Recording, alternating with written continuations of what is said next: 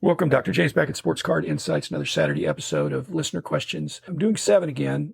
Makes it 2 minutes or less per question, and try not to be superficial on it. Try to have some sports card insights. But thanks sponsors, Beckett Media, Beckett Grading, Beckett Authentication, ComC.com, Burbank Sports Cards, Mike Stadium Sports Cards, Heritage Auctions, Hugs and Scott Auctions, Topps, Panini, and Upper Deck.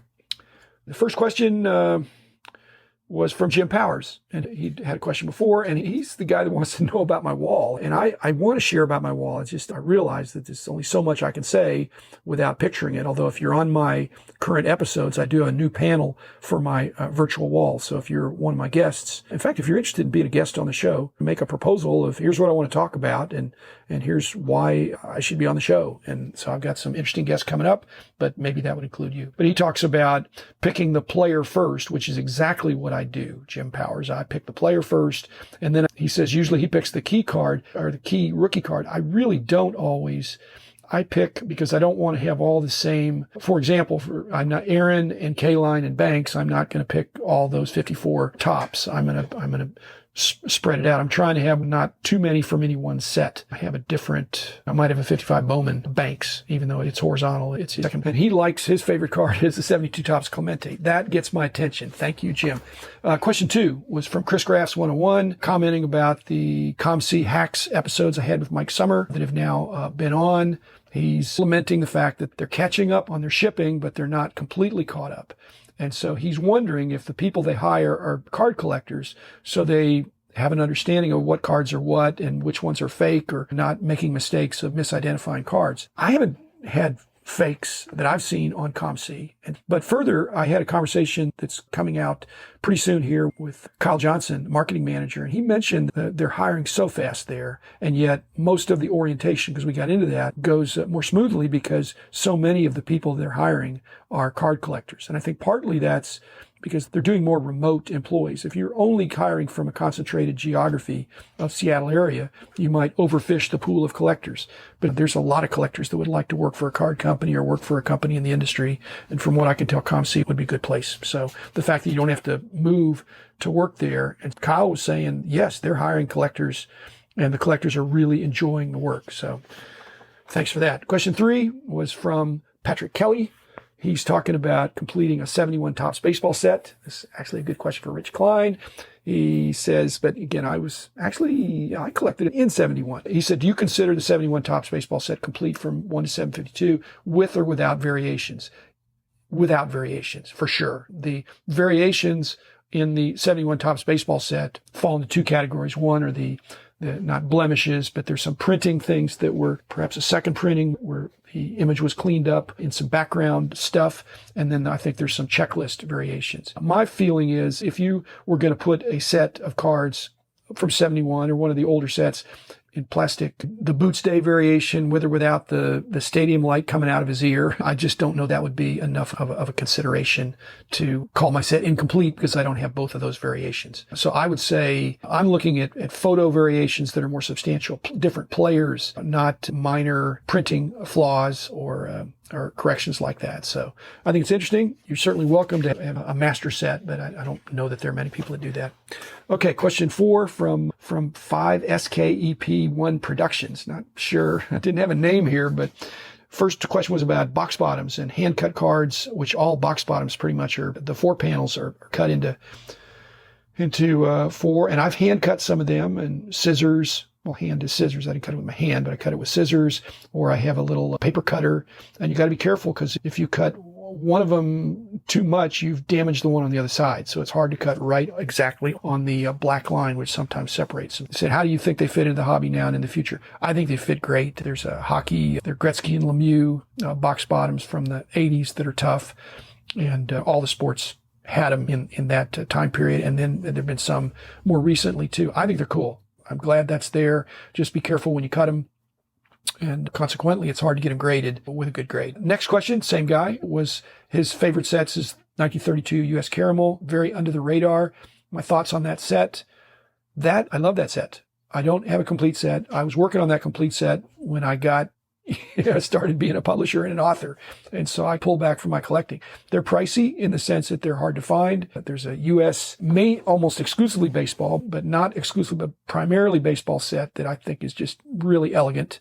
And then there's, I believe, a presidential set too. Both of them have the distinction of having tough to complete the set. Sixth question, talking about the recent price guide tools that he feels are focused mainly around basketball, then a little bit less football, and even a little bit vintage baseball, but not so much current baseball. And I think that basketball over the past year and a half has proven to be the most dynamic and responsive sport, football to some extent as well, that when something happens, like on the weekend of football, somebody has a big game, stuff happens. And so having these data tools that are very looking at trends, looking at movements, not static, but seeing where prices, where they've been and where they think they're going. Baseball is no offense, it's a slower sport, slower moving, and the collectibles perhaps. And it takes a little bit longer sometimes for the rookies and the prospects to prove themselves. Hockey, again, unless there's these people that are producing these tools, hats off to them, but they're going to go where the most action is. And so hockey has very passionate collectors, but in hockey, they're probably following the sport and doing their own homework to know that the player has gone up because they're doing well on the ice. And baseball, same thing. If they're all of a sudden doing really well in AAA, then the big leagues are just one step ahead. And then finally, the seventh question was from the card porn guys coming from Instagram. And the question was, what are the top 3 things you wish never changed in the hobby and the top 3 things that you're happy did change in the hobby? And I don't have time to answer that. I may answer that at some point in the future, but let me express it in a slightly different way that I haven't, that does talk about the evolution of the hobby. And 3 things. One is there are 3 tensions, the tensions between old and new cards, whether you should collect the new cards or the old cards. That tension has always been there. And it's not that it's changed or stayed the same, but it's evolved to where it is fine if you want to collect new cards. It's fine if you want to collect old cards. Back in the day, and again, this is a change, and I think it's positive, there was a very heavy emphasis on the old cards. If you were a serious collector, it was expected that you were going to work your way backwards. I'm talking about the 70s now.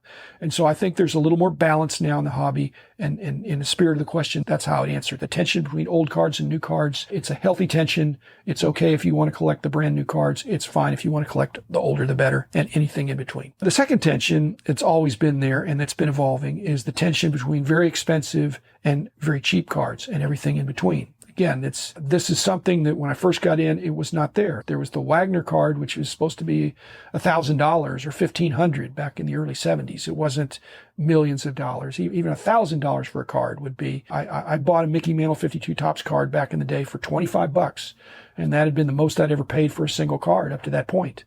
And it wasn't in perfect shape. But again, there's such a glorification of the really expensive cards now. It's not a disturbing trend, but it's a noticeable trend. And again, the simpler days back in the 70s and maybe even the 80s, there wasn't quite the emphasis on only focusing on the expensive cards. People were proud of their collection, their complete sets, even though the complete set all totaled wasn't worth that much money, but it was an accomplishment to complete a set or to display it, and people enjoy that. So that tension is there. I think the tension is increased in favor of an emphasis more on the more expensive cards. And I'm not happy. I think there needs to be a balance to where the long tail is still appreciated. Maybe not getting every card, the Million Cubs card project, something like that there's having a whole bunch of cards that have a theme. That's still good, even if they're not that expensive. And then last is the tension that has changed of the extreme emphasis on mint condition now, of even 9.5s or 9s are not good enough. 9.5, marginal, 10, and now we're finding out with grading the graders that even 10s, not all 10s are created equal. So I think there's been a tension in the hobby that's been increasing over time. I can say I wish it hadn't changed, but saying I wish it hadn't changed is not going to do any good because it has changed. There's a big emphasis on getting cards in the finest condition and having them slabbed.